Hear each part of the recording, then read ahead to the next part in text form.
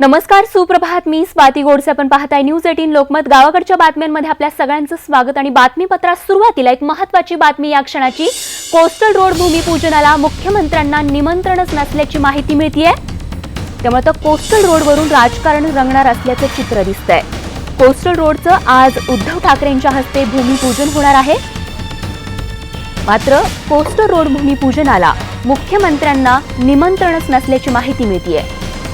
निमंत्रण पत्रिकेत भाजप आमदार मंगल प्रभात लोढांचं नाव आहे. मात्र या भूमिपूजनाला मुख्यमंत्र्यांना निमंत्रण नसल्याची माहिती मिळते. उदय जाधव आमचे प्रतिनिधी आपल्याला अधिक माहिती देत आहेत. उदय, काय अधिक तपशील?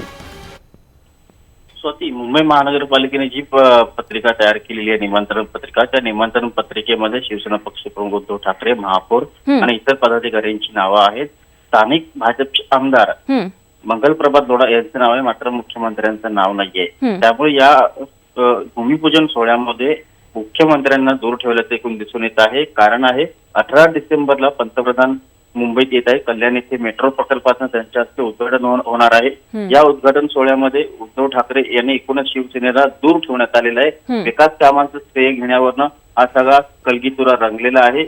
3 महिन्यानंतर लोकसभा निवडणूक आहे. त्यामुळे लोकसभा निवडणुकीला सामोरं जाण्यापूर्वी विकास प्रकल्पांचं श्रेय घेण्यासाठी भाजप आणि शिवसेना या युतीतल्या दोन्ही पक्षांमध्ये चढाओढ सुरू झाल्याचं दिसून येत आहे. कोस्टल रोडमध्ये मुख्यमंत्र्यांना एकूणच भाजपला लांब ठेवलं गेलेलं आहे, तर मेट्रो प्रकल्पांच्या उद्घाटन सोहळ्यामध्ये भाजपने शिवसेनेला लांब ठेवलेलं आहे. त्यामुळे एकूणच युतीसाठी जे प्रयत्नशील आहेत चाणक्य मंडळी, त्यांची मात्र कोंडी झालेली दिसून येत आहे. कारण जे युतीसाठी प्रयत्नशील आहेत त्यांना आता या दुराव्यामुळे खूप मोठी अडचण निर्माण झालेली आहे. येणाऱ्या लोकसभा निवडणुकीमध्ये शिवसेना भाजपची युती होणार का, युती होणार नाही, यावरून जे काही वाद रंगलेला आहे. त्यामुळे शिवसेना आणि भाजपमध्ये युती जे ते अधिक रुंदावल्याचं एकूण दिसून येत आहे. अगदीच उदय. आणि श्रेयवादाच्या या लढाईत आता मुख्यमंत्री नेमकी काय भूमिका घेत आहे हे पाहणं महत्त्वाचं ठरणार आहे. धन्यवाद या माहितीसाठी.